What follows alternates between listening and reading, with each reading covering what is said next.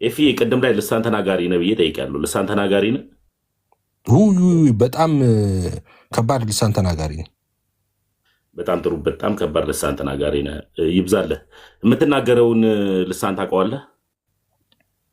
እኔ የምናገረውን ልሳን ልክ እንደ ጳውሎስ ነው። አላውቀውም። እኔ የምናገረውን ልሳን ጳውሎስ እንደማያውቀው እኔም አላውቀውም። ጳውሎስ የብዙ ቋንቋ ባለቤት ነበረ። ኦልሞስት ጳውሎስ አላውቅም ብለዋል። ጳውሎስ አላውቅም ብለዋል። በልሳን ስጸልይ አላውቅም ብለዋል ጳውሎስ። ምን ላይ ነው ያለው? ምን ላይ ነው ያለው? እዚሁ አንደኛ ቆሮንቶስ ምዕራፍ 14 ላይ 14 ስንት ላይ? 14 ይመስለኛል። ቆይ 14 ላይ በልሳን ብጸልይ መንፈሴ ይጸልያል፣ አእምሮዬ ግን ያለ ፍሬ ነው ያለው እንጂ በልሳን ብጸልይ ልሳን ቋንቋውን አላውቅም አላለም ጳውሎስ። በልሳን ብጸልይ አእምሮ ያለ ፍሬ ነው ማለት ምን ማለት ነው? ኦልሞስት ለምሳሌ ያክል እዛ ጋር እሱ የሚያወራውን ቋንቋ ከእግዚአብሔር ጋር እያወራንበት ያለውን ቋንቋ ትርጉሙ ስለሚያውቀው ከእግዚአብሔር ጋር ሚስጥርን እያወራው ነው፣ እየጸለይኩበት ነው ያለው። መንፈሴ ከእግዚአብሔር ጋር ህብረት እያደረገ ነው። አሁን ከስጋ አይደለሁም። በቃ ከእግዚአብሔር ጋር ህብረት እያደረግኩ ነው እንጂ የምናገረውን ቋንቋ አውቃለሁ አላውቅም ማለት አእምሮ ያለ ፍሬ ነው ማለት ማለት ነው። አእምሮ ያለ ፍሬ ነው ማለት የስጋ ምኞትን እየፈጸምኩ አይደለም። በቃ ከእግዚአብሔር ጋር ህብረት እያደረግኩ ነው የሚለው ጳውሎስ። በልሳን ብጸልይ መንፈስ አእምሮ ግን ያለ ፍሬ ነው ማለት አእምሮ አያውቀውም ማለት ነው። አእምሮ የሚጸልየውን አላውቀውም እንጂ በልሳን ብጸልይ መንፈሴ ይጸልያል ማለትም መንፈሳዊ ኮኔክት ወይም ደግሞ በጸሎት ላይ ከእግዚአብሔር ጋር ህብረት እያደረግኩኝ ነው። ስለ ምድራዊ ነገር እያሰብኩኝ አይደለም። የሚያስፈልገኝን ሀሳብ እየጸለይኩኝ ነው እንጂ የምናገረውን ቋንቋ አላቅም እያለ አይደለም ጳውሎስ። አላውቅም እያለ አላለም። እንደዛ ብሎ አእምሮ ያለ ፍሬ ነው ማለት አእምሮ አያውቅም ማለት ነው። እኔ ለምሳሌ ያክል ከእግዚአብሔር ጋር ህብረት እያደረግ መንፈሳዊ የሆነ ጸሎትን በንስሐ እየተመላለስክ እግዚአብሔርን እየፈራ እየጸለይክ እያለ ስለ ሽሮ ስለ በርበሬ አትጨነቅ። ስለ ስጋዊ ነገር እየተጨነቁኝ አይደለም ነው እያለ ያለ። እንደሱ አእምሮ ያለ ፍሬ ነው አይባልም። እንደሱ መጽሐፍ ቅዱስ ብቻ አማኝ ነህ አይደል? እንደሱ ብቻ እኮ አይደለም። እሱ ብቻ አይደለም አላለም። እንደዛ ያላቅም ይሄው እዚህ ጋር እሱ ብቻ አይደለም። ከ13 እኮ ነው የሚጀምረው። 13 እና 14 ብቻ አይደለም። 13ም በልሳን የሚናገር እንዲተረጉም ይጸልይ ይላል። በልሳን የሚናገር እንዲተረጉም ይጸልይ ማለት በጣም ጥሩ። አሁንም ጳውሎስ ይህንን ቋንቋ መጸለየውን ቋንቋ ነው ያውቃለሁ አላለም። እያስተላለፈላቸው ነው ያለው መልእክቱ። ስለዚህ አያውቀውም ማለት ነው። ስለዚህ ለጉባኤው መልእክት እያስተላለፈ ነው። እዚህም ቁጥር 13 ላይ በልሳን የሚናገር እንዲተረጉም ይጸልይ ማለት ነው። አሁንም ቁጥር 13 ላይም ከሆነ ጳውሎስ ለጉባኤው መልእክት እያስተላለፈ እንጂ እኔ የምናገረውን ቋንቋ አልችለውም አላውቀውም እያለ አይደለም። እኔ እሱን አይደለም ያልኩ። እኔ ጠየኩ ብሏል። እዚህ ጋር እኔ የምናገረውን ቋንቋ አላውቀውም ብሏል ጳውሎስ። የምጸልየውን ልሳን እኔ አላውቀውም ብሏል ብሏል። ምን ላይ? አሁን እኮ የጠቀስኩልህ ላይ 14 ላይ አይልም እንደዛ። እሺ ቆይ እንደማይል ከ13 እና 14 ሁለቱን አብረን እናያቸው። ስለዚህ በልሳን የሚናገር እንዲተረጉም ይጸልይ ይላል። በልሳን የሚናገር እንዲተረጉም ይጸልይ ማለት ምን ማለት ነው? ተሙ ከሱ ስለሆነ የሚጀምረው ከሱን ጀምር ብዬ ነው። ይሄንን ሀሳብ የተናገረው እኔ ልሳን ተናጋሪ ነኝ የምናገረውን ቋንቋ ግን ትርጉሙን አላውቀውም እያለ አይደለም ጳውሎስ። ጳውሎስን እንተውና በልሳን የሚናገር እንዲተረጉም ይጸልይ አለ እኮ። ይኸው ሀሳቡን እኮ ሊሄድበት ነው እኮ የትዬ። ምን ማለት እዚህ ቁጥር 13 ላይ ራስ ጠያቂውን ከመለሰ ችግር የለውም እኔ ልመልስልህ። ችግር የለውም። ስለዚህ በልሳን የሚናገር እንዲተረጉም ይጸልይ ሲል ጳውሎስ መልእክት እያስተላለፈ እንጂ እኔ ቋንቋውን እየተናገርኩኝ የቋንቋውን ትርጉም አላውቅም እያለ አይደለም። መልእክቱ እኮ ምንድን ነው? መልእክቱ ምንድን ነው? በልሳን የሚናገር ስለ ልሳንና ስለ ፍቅር እያስተማራቸው ነው ያለው። እንደዚህ ነው ያለው ጳውሎስ እዚህ ጋር በልሳን የሚናገር እንዲተረጉም ይጸልይ አለ። ምን ማለት ነው? በልሳን የሚናገር እንዲተረጉም ይጸልይ ማለት ማለት ነው የቋንቋው ትርጉም ይኑራችሁ። ቋንቋውን ትርጉሙን ሳታውቁት ብትናገሩ ለአዳማጩ ቢጠቀም አይደለም ነው። ግን በልሳን እየተናገሩ በዚህ ጉባኤ ላይ በልሳን የሚናገሩ ግን የማይተረጉሙ ሰዎች አሉ ማለት ነው አይደል? ወንድምየው በጣም ከተረዳኸኝ ጳውሎስ መልእክቱን እያስተላለፈ ያለው በአግባቡ እዚህ ቃላት ላይ ወይም እዚህ ቋንቋ ላይ እናንተ ለቆሮንቶስ ሰዎች መልእክት እየሰጠ ስለሆነ እኮ አሁን እኮ በምትናገሩ ቋንቋ ላይ አዳማጩ ቋንቋውን የማያውቅ ከሆነ ያለ ፍሬ ነው። ስለዚህ ትርጉሙንም እንድታውቁ ይሁንላችሁ ነው እያለ ተሙዬ። አሁን የኔ ጥያቄ ምን መሰለ? እሺ ወይ እንደዚህ እንለፍ። ስለዚህ ልና በልሳን የሚናገር ስለዚህ ልና በልሳን የሚናገር እንዲተረጉም እሺ በቃ ተውና አሁን እኔ ይህንን ልናገረውና ከዛ ወደ አንተ ጥያቄ እንመጣለን። ሐዋርያው ቅዱስ ጳውሎስ በልሳን ብጸልይ ከሚለው በፊት ምንድን ነው የሚለው? ስለዚህ በልሳን የሚናገር ይላል ቁጥር 13 ላይ በልሳን የሚናገር እንዲተረጉም ይጸልይ ይላል። በልሳን የሚናገር ምን ይጸልይ? እንዲተረጉም ይጸልይ። በልሳን እየተናገረ ማይተረጉም ሰው አለ ማለት ነው። እዚህ ጋር ብቻ እኮ አይደለም የተናገረው፣ ራሱ ቁፍሉ ላይ እዚሁ ላይ 14 ላይ ወደ ታች ወርዶ ምን እንደሚል ስሙ። እዚሁ ላይ ማለት ነው እንደዚህ የሚል ቃል አለ። እሺ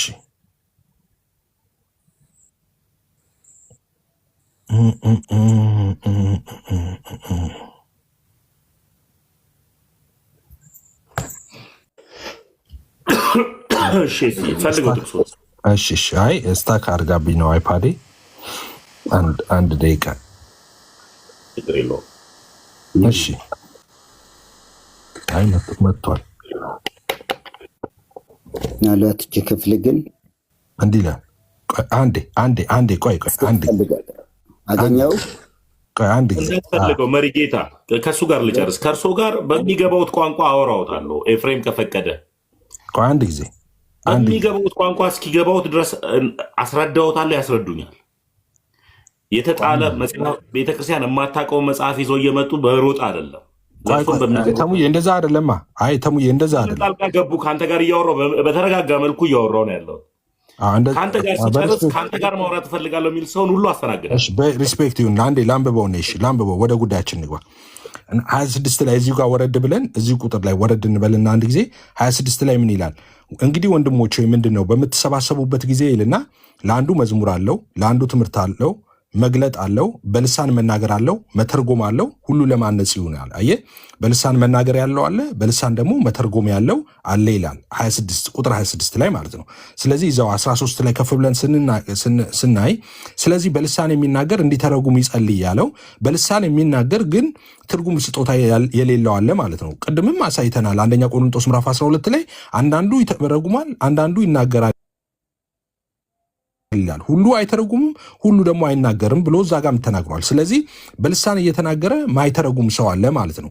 ግን በልሳን እየተናገረ ማይተረጉም ስጦታው እንዲሰጠው ይጸልይ ያለ ነው ጳውሎስ። አንደኛ። ሁለተኛ በልሳን ብጸልይ መንፈሴ ይጸልያል፣ አይምሮዬ ግን ያለ ፍሬ ነው አለ ጳውሎስ። ያ ማለት ነው በልሳን ስጸልይ መንፈሱ ነው የሚጸልየው፣ አይምሮ ግን ያለ ፍሬ ነው ማለት አያስተውለውም አይምሮ ማለት ነው፣ ሌላ አይደለም። ከዛስ እንግዲህ ምንድን ነው አለና በመንፈስም እጸልያለሁ አለ ሳላስተውለው በአይምሮ ማለት ነው። ከዛስ በአይምሮም ደግሞ ጸልያለሁ አለ። ግልጽ እኮ ነው። በመንፈስና በአይምሮ እያለ እየከፋፈለ ነው የሚያስቀምጠው። እንደገና በመንፈስ እዘምራለሁ አለ፣ በአይምሮም ደግሞ እዘምራለሁ እያለ በልሳን የሚጸልይ ሰው ኦኬ። አንደኛ ልሳን የሚናገር ሰው ትርጉሙን ያውቀዋል ሁሉ የሚባለው ትክክል አይደለም። ወደ አንተ የጠየኩ ጥያቄ ምን ነበር? ወደ አንተ ጥያቄ ልጣ የጠየኩ ጥያቄ ምን ነበረ? አንተ የምትናገረውን ቋንቋ ትናገረዋል ልብና አድርጌ እንዲሁም ደስ ዳጎስ የሚል ልሳን ነው የምናገረው ስትል የምትናገረውን ቋንቋ ትርጉሙ ታውቀዋለህ? አላውቀውም። መልካም።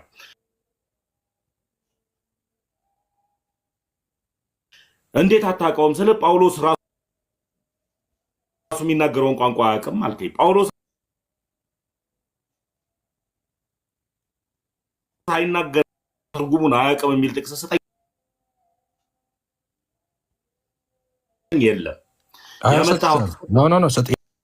የለም። እስኪ ያሳየኝ። መጽሐፍ ቅዱስ ብቻ ብለህ የምታምን አይደል? አንደኛ ቆሮንቶስ ምዕራፍ 14 እኮ ቆይ መጽሐፍ ቅዱስ ብቻ ብለህ የምታምን አይደል? አዎ። በጣም ጥሩ። መጽሐፍ ቅዱስ ብቻ ብሎ የሚያምን ሰው ከመጽሐፍ ቅዱስ 4 ነጥብ እርግጥ የሚያደርግ መልስ ነው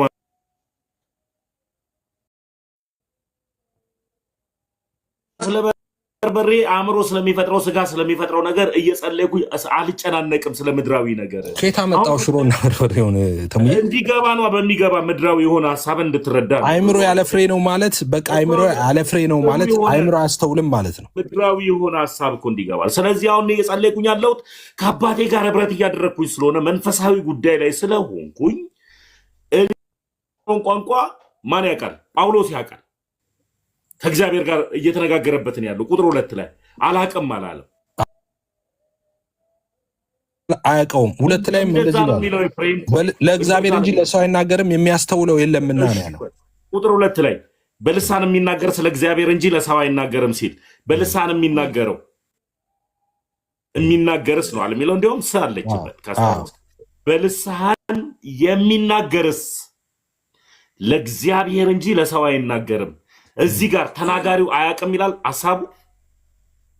አይ እዚህ ጋር ተናጋሪው አያውቅም ሳይሆን ለእግዚአብሔር ነው የሚናገረው። እዚህ ጋር ለእግዚአብሔር ነው የሚናገረው። ተናጋሪው አያውቅም ይላል እዚህ ጋር ሐሳቡ። ቁጥር 2 ተናጋሪው አያውቅምማ ጳውሎስ 14 ላይ ነገረህ እኮ 14 ላይ ለእግዚአብሔርስ ነው የሚለው።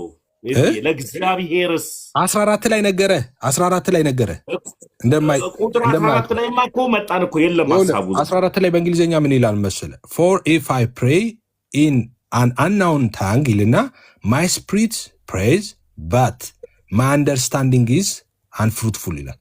አንደርስታንዲንግ አንፍሩትፉል ማለት አላስተውልም ማለት ነው። አላስተውልም የምናገረውን አላስተውልም፣ አይምሮ አያስተውለውም ማለት ነው። በልሳን ሲጸልይ አይምሮ አያስተውልም ማለት ነው። ከእግዚአብሔር ጋር ግን ቋንቋውን ግን ያውቀዋል። ኤፍሬም ምን ሆናል? ጳውሎስ ቋንቋውን ሊያውቀው የሚችለው ትርጉም ከተሰጠው ብቻ ነው። አንተ የምትናገረውን ቋንቋ አንተ የምትናገረውን ልሳን የተረጎሙሉ ሰዎች አሉ። ልጅ እያለው አንድ ጊዜ እርግጠኛ መሆኑን በምን አወቅ? የትኛው ምኑ የቋንቋውን ፍቺ? አይ እኔ እኮ ጴንጤ ነኝ እኮ በስጋ ብቻ ዝም ብዬ የምመላለስ እኮ እንትን አይደለሁም። እኔ በመንፈስ የሚመሩ እነዚህ እግዚአብሔር ልጆች ናቸው እንደሚል እኔ መንፈስ ቅዱስ ያለኝ ሰው ነኝ እና እውነትና ውሸትን መለየት እችላለሁ። መጽሐፍ ቅዱስ ይህንን ይመረምራል፣ እንደውም በማንም አይመረመርም ይላል ስለ እኔ ሲናገር። ስለዚህ ጴንጤ እኮ ስትሆን አንደኛው እሱ ነው እኮ በመንፈስ ትመረምራለህ እና እኔን ምንም የሚሸውደኝ ስፒሪቹዋል ድሬም ላይ በእኔ አቅም ሳይሆን መንፈስ ቅዱስ ከኔ ጋር ስላለ መረምራለሁ። መርምሮ የተባልነው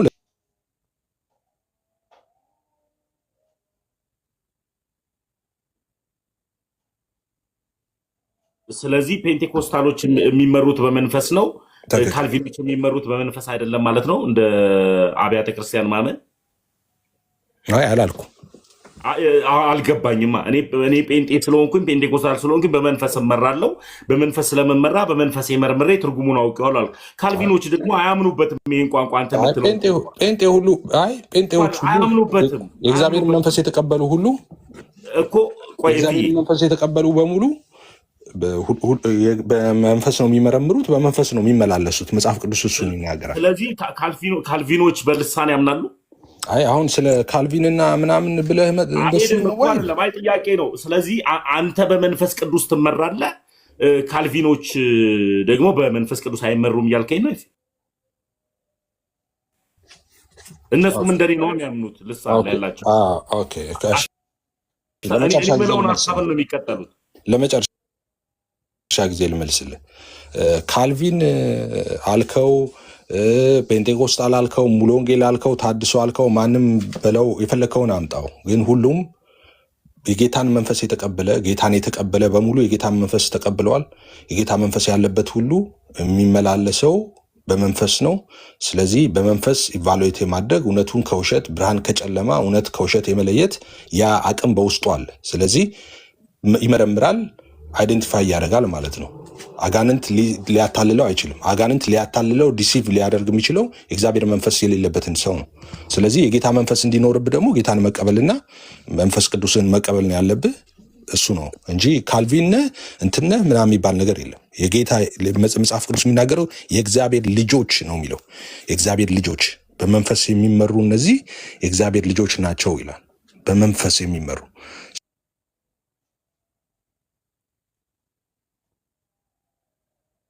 ሰው የእግዚአብሔር ልጆች መገለጫ ነው እንጂ ብቻ በቂ ነን። እሱም ይናገራል፣ እኔም እናገራለሁ። ኤፊኮ ነው እኮ በተመቸኝ እኮ እዚህ ጋር ነው። አንዳንዴ ከአንተ ጋር ሳወራ እያፈልኝ ነው። እሺ አይ አይደለም። እስቲ ጴንጤዎች አንድ ጊዜ እስቲ ተሙን እስቲ ለተሙ ፍቅር አሳዩት። እስቲ እንወዳሃለን በሉት። ከተደቡኝ በቂ ነው። ኮመንት ላይ ተዋቸው። ከአንተ ጋር እንወዳሃለን በሉት። ተሙን ማን ይሰድብሃል? እንዳለ እንደ ኮመንቱ እንዳለ ብታይ እኔ ሪከርድ አድርጌዋለሁ። በኋላ አሳያ ልክልሃለሁ እንዳለ ሀሳቡ የተሳደቡትን ሁሉ ከአንተ ጋር ልጋ ጴንጤ አይሳደብም። እዚህ ያለ ጴንጤ አይሳደብም። ችግር የለውም። ጌታን ማያውቁ ናችሁ። መጨረሻ ላይ ያው እንጸልይላቸውና ጌታን ይቀበላሉ። ሰው አባቱን ይመስላል። ቶ እኔ አሁን ልቀጥል ከአንተ ጋር ኤፍዬ። ስለዚህ አንተ ፔንቴኮስታል የምትናገረውን ቋንቋ አታውቅም። ጳውሎስ ግን የሚናገረውን ቋንቋ ያውቃል። አንደኛ ቆሮንቶስ ምዕራፍ 14 ቁጥር 2 ላይ ተናጋሪው ለእግዚአብሔርና እኔ አሁን እየጸለይኩ ነው። ልክ ሐዋርያ ቅዱስ ጳውሎስ እንዳለው ሐዋርያ ቅዱስ ጳውሎስ ልሳን የምትናገሩ እንድተረጉሙ ትርጉም እንዲሰጣችሁ ጸልዩ አላለም? አሁን እኔ እየጸለይኩ ነው እና ትርጉም ይሰጠኛል እንትን እንዳትል እንዳያሳስብ ሁሉ። ግን አሁን አንተ የምታምንበትን ሀሳብ ሜኖናይትም፣ ሉተራውያንም፣ ካልቪንም፣ ፔንቴኮስታልም፣ አርሜኒም ሁሉም ይቀበለዋል ብለህ ታምናለህ? ይሄ አሁን አንተ የምትለውን ሀሳብ እኔ ምን አገባኝ? እኔ በድርጅት እኮ አይደለም የተሰጠኝ። እኔ መንፈስ ድርጅት አለም ያልኩ ትምህርቱ ያላቸው ሁሉ ልሳን የሚለውን ሀሳብ አሁን አንተ እንደምትለው ይከተሉታል፣ ይቀበሉታል። እኔ አላውቅም። እኔ ተቀበሉት አልተቀበሉ እኔ ተሙዬ እኮ ነገርኩ እኮ እኔ ብቻዬን ልንብቀር ምድር ላይ ምንም ችግር የለብኝም። እኔ ብቻዬን በቃ የጳውሎስ ሃይማኖት ስለሆነ እኔ ከጳውሎስ ጋር እቀራለሁ ብቻዬን ማለት ነው። ወደሱ ወዳለበት እስክሄድ ድረስ ምን ቸገረኝ? እኔ መጽሐፍ ቅዱስ አለ ካለ ሐዋርያቶች ከተናገሩት ኢየሱስ ይናገራሉ፣ ያመኑትን እነዚህ ምልክቶች ይከተሏቸዋል፣ አዲስ ልሳን ይናገራሉ ካለኝ እንዴ ኢየሱስ የመሰረታት ሃይማኖት ውስጥ ቁጭ ብዬ የኢየሱስን ትምህርት ይዤ የሐዋርያትን የተቀበሉትን ጸጋ ተቀብዬ ኖሬ እኔ ምን አገባኝ? እኔ ማን ተቀበለ ተከተለኝ? እኔ ምን አገባኝ ተሙዬ? ስለዚህ ግን እኔና ጳውሎስ ከተከተለ ስትል መጽሐፍ ቅዱስ ብቻ አማኝ ከሆንክ ጳውሎስ 4 ነጥብ እርግጥ አድርጎ ውስጣችን እርክት ብሎ ልንቀበለው የምንችለው ጥቅስ ለምሳሌ ያክል ኢየሱስ ክርስቶስ እኔ መንገድ ሕይወት ነኝ ብሏል። ወደ አብ መድረሻ ሌላ ማንም የለም ከክርስቶስ ኢየሱስ ውጭ። ወደ አብ መግቢያ ማንም የለም ከክርስቶስ ኢየሱስ ደም ውጭ። ይህን መጽሐፍ ቅዱስ ባለሙሉ ስልጣን ስለሆነ መጽሐፍ ቅዱስ ላይ ተቀምጦልናል። ወደ አብ መግቢያው ማን ነው? ክርስቶስ ኢየሱስ ነው። ደሙ ነው መግቢያው። ሌላ የሚታረድልን በግ የለም። ሌላ የሚታረድልን ደም የለም። ደሙ ዛሬም እስከ ለዘለዓለም ትኩስ ነው ብለን እናምናለን። አምናለሁ። በቃ ይህን ስበከነ እስኪ 1-5 ደቂቃ ተሙ ይህን በለው። በቃ ደስ ብሎ እና ይህ የክርስቶስ ኢየሱስ ደም ዘላለማዊ መሆኑን መጽሐፍ ቅዱስ ባለሙሉ ስልጣን ስለሆነ አስቀምጦታል። ይህን ልክ ጳውሎስ በሙሉ ባለስልጣን ያስቀመጠበትን ልሳን እኔ የምናገረው ቋንቋ ትርጉም አልባ ነው ብሎ ያስቀመጠ ወይም ደግሞ እኔ የምናገረው ቋንቋን እኔና እግዚአብሔር አናቀውም ብሎ ያስቀመጠበትን ባቅ ትርጉሙን አላቀውም ብሎ ያስቀመጠበትን ባቅ እንደዚህ ጥቅስ ከሌለ ግን ኢየሱስ ላይ ብናወራ ደስ ይለኛል። ኢየሱስ መንገድ ነው፣ ህይወት ነው፣ ደሙ ዘላለማዊ ነው። እግዚአብሔር አላውቀውም ያለበትን አልክ ደግሞ እንዴት ተሙ እግዚአብሔር የሰጠኝን ቋንቋ አላቀውም ያለበትን ጳውሎስ ያለበትን ነው ወይስ እግዚአብሔር አላውቀውም ያለበትን ያልክ መስሎኝ እኮ አስደነገጠኝ። ጳውሎስማ እግዚአብሔር እኮ ሰባኪ ነው። ጳውሎስማ ተናገረ። ጳውሎስ ተናገረ። ምን አለን ጳውሎስ መሰለ? ክርስቶስ ኢየሱስን ሲገፋውም ሲያሳድደውም የነበረው ለእግዚአብሔር ቀንቶለት ነው ጳውሎስ። ትክክል፣ እውነት ነው። ስለዚህ ጳውሎስ ከድሮም ጀምሮ ፈራ እግዚአብሔር ያለው የእግዚአብሔር አገልጋይ። እኔ የተናገርኩ ከእግዚአብሔር ተቀበልኩት እንኳን አይደለም።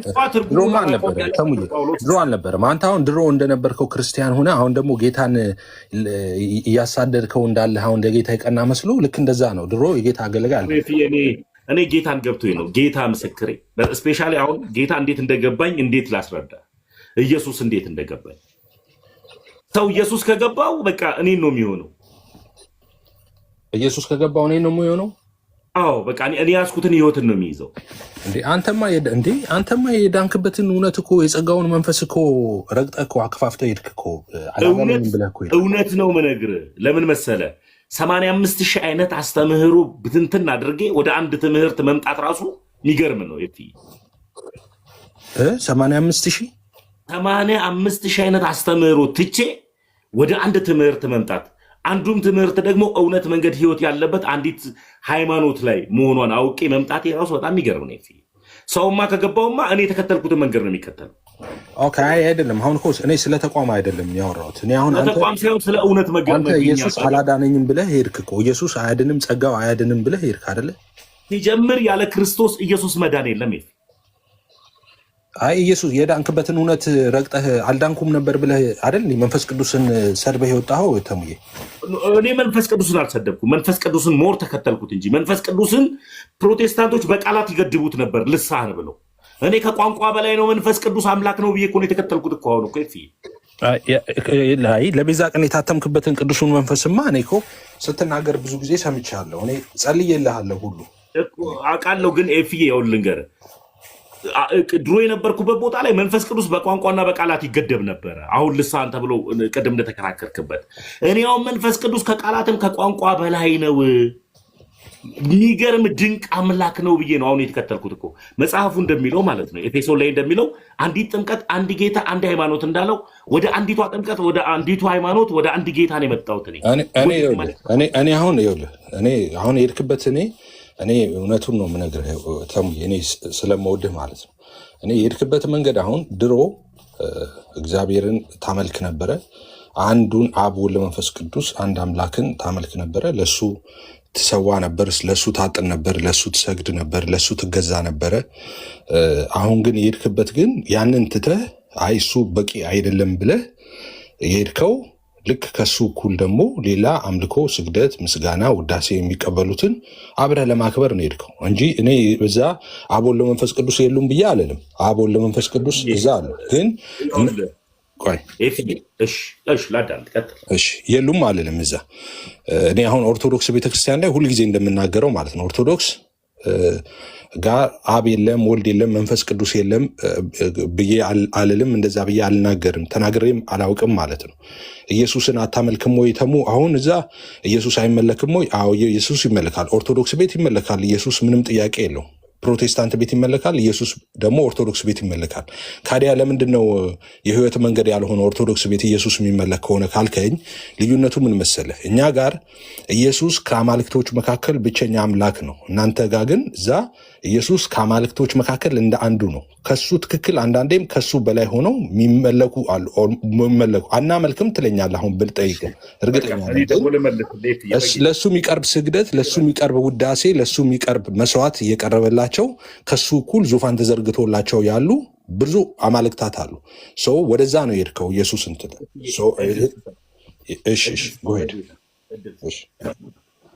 ኦልሞስት ልሳን ላይ መልስ እንደሌላችሁ ስለማቅ ፕሮቴስታንቶች ስለማትመልስ እኔ ፍዬ ስለማቅ ወደ ፈለግከው ቶፒክ ሄዳል። ወደ ፈለግከው ቶፒክ ፈስሼ ልመልስልሃል። ልሳን ላይ ፈጽሞ ፔንቴኮስታሎች ሊመልሱት የማይችሉት ሀሳብ ስለሆነ 85,000 አይነት ትምህርት ስላላቸው አንዱ ነው ከ85,000 አንዱ ነው ልሳን የሚለውን የሚቀበለው። እሱም ፔንቴኮስታል የሚባል ሙቭመንት ላይ ያሉ ናቸው። እነሱን ግማሹ ይቃወሟቸዋል፣ ግማሹ አይቃወሟቸውም። ግን እንደፈለግከው ልፍሰስልህና በፈለግከው ሀሳብ እኔ ልሂድል። አንዳንድ ጊዜ ተመስገን ማርያምን እኮ ታመልካታለህ ሲለኝ እኔ አመልካታለሁ ካልኩት እኔ ነው የሚከተለው ሰው መስማት ያለበት። አይ አላመልካትም ካልኩኝ ደግሞ እኔ ነው መስማት ያለበት። ከእኔ በላይ ለእኔ የገባኝን እውነት ሊያስረዳልኝ የሚችል ሰው የለም። ስለዚህ ከእኔ በላይ ለእኔ የገባልኝን እውቀት እኔ አቅልሃለሁ ካለ ያ ሰው ምን እንደሆነ አላውቅም። አታቀልኝም እኮ እኔ የማውቀው የገባኝን እውነት።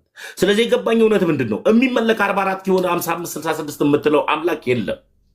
ቤተ ክርስቲያን የምታመልከው አንዱን እግዚአብሔርን ነው።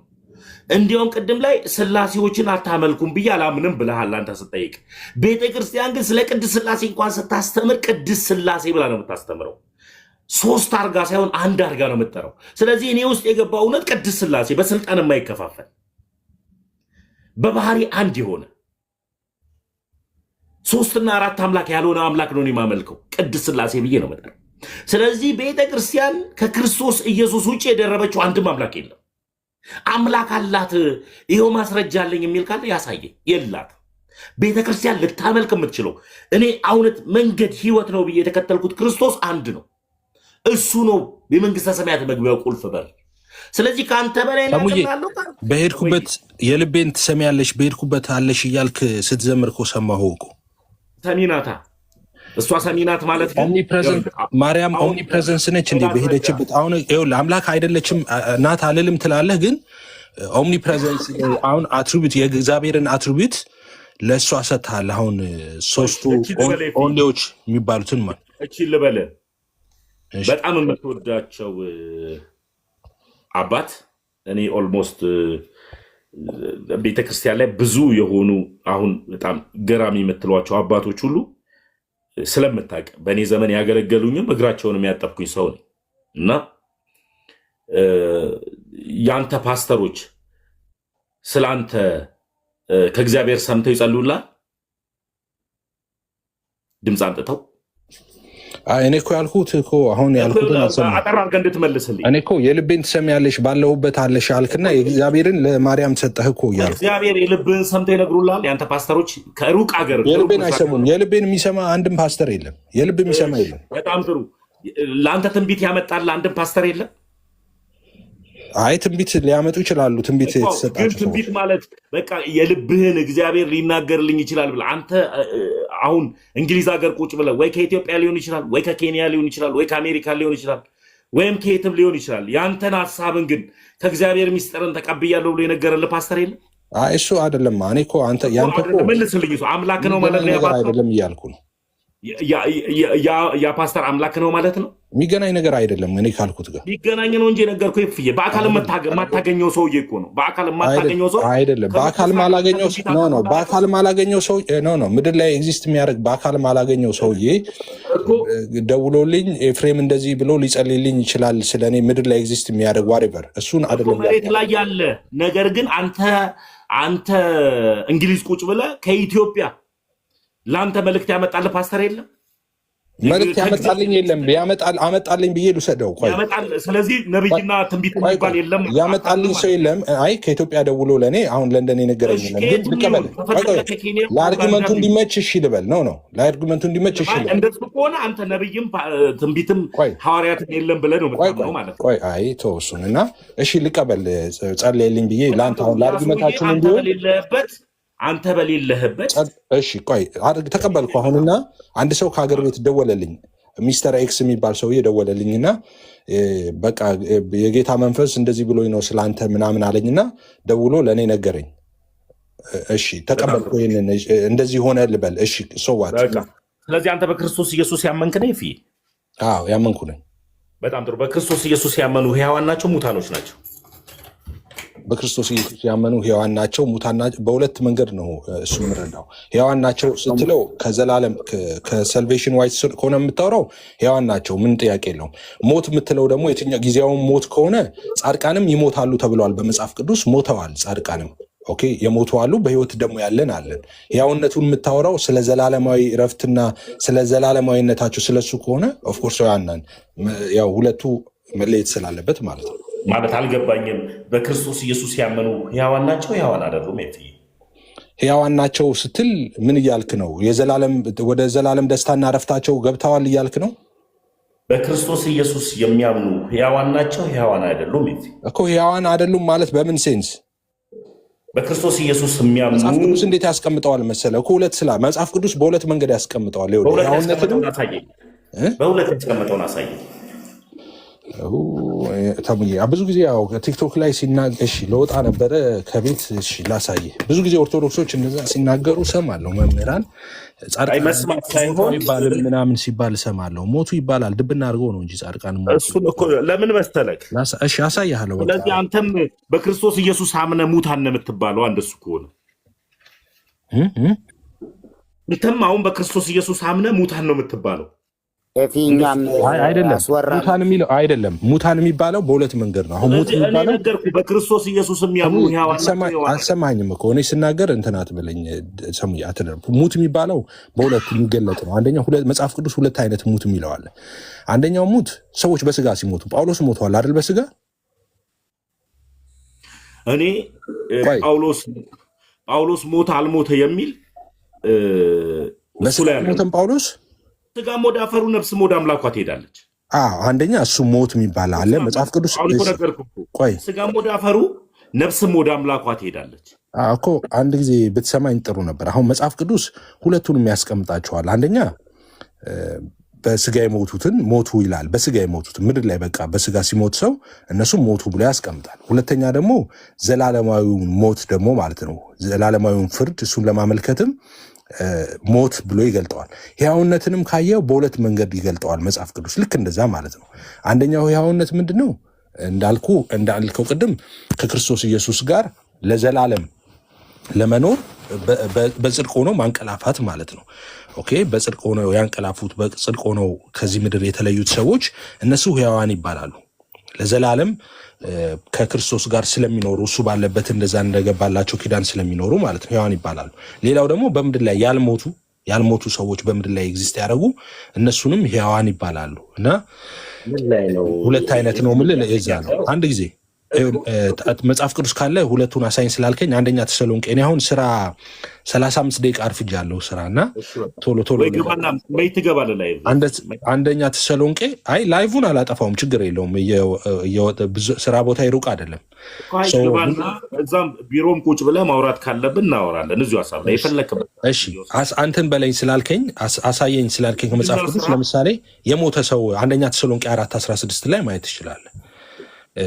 አንደኛ ተሰሎንቄ ምዕራፍ 4 ቁጥር 16 ላይ ጌታ ራሱ በትእዛዝ በመላእክት አለቃ ድምፅ በእግዚአብሔር መለከት ከሰማይ ይወርዳልና በክርስቶስ የሞቱት አስቀድሞ ይነሳሉ ይላል። በምን የሞቱት? በክርስቶስ የሞቱት ክርስቲያኖች ማለት ነው። እነሱን አሁን ሞተዋል ይላቸዋል። አየህ ሙታን ናቸው በክርስቶስ ያመኑት። ኤፍዬ አዎ እሱን እኮ ነው የሚለው። ሁለት አይነት ሙት ነው ወይ መሪጌታ ወይ ይገቡ ኤፍሬም ኤፍዬ አታናግረንም እንደኛም እሺ አናግራችሁ አሁን እሱ ከኔ ጋር ነው የፈለገው ብዬ ነው መርጌታ።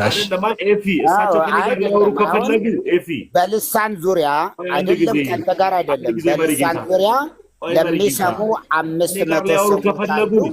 ለእነዚህ 500 አንተ ምን እንዴ? ኧረ እድል ስጠኝ አንድ ጊዜ። እኔ ምንም አላወራሁም መሪጌታ፣ እባክህ አከብራለሁ። አላወራሁም መሪጌታ